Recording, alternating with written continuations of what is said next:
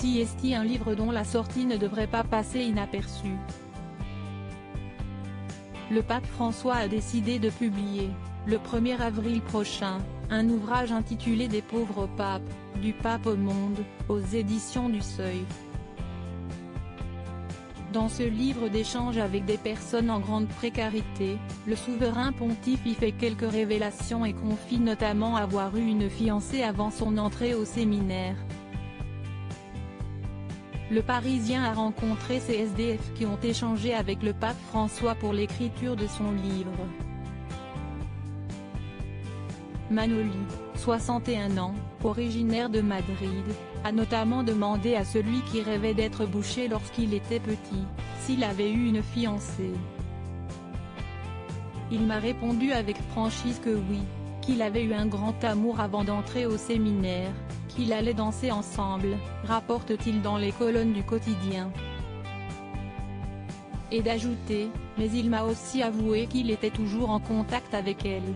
Selon le Parisien, cet amour de jeunesse porterait le nom d'Amalia Errore Bergoglio, de son vrai nom, lui aurait annoncé qu'il deviendrait prêtre s'il ne l'épousait pas. Amalia, il était merveilleux. Le point était allé à la rencontre de l'ex-fiancé de François en 2013. L'histoire d'amour entre Amalia Errore Bergoglio, âgée alors d'une quinzaine d'années, était née dans les années 50 à Buenos Aires, capitale de l'Argentine. Il était merveilleux, s'était souvenu Amalia. Il me demandait, comment vas-tu? Tu vas bien? C'était un garçon correct, toujours très amical. CST, le futur souverain pontife qui aurait fait le premier pas.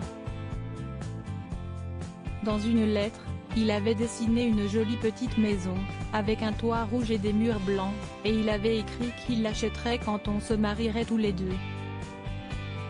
Toutefois, les parents de la jeune fille s'opposent à cette relation et font comprendre au jeune homme de ne plus insister. Il m'a dit, alors, si je ne marie pas avec toi, je deviendrai curé. Et il l'a fait, ça, il l'a fait, avait alors conclu Amalia. Loading Widget.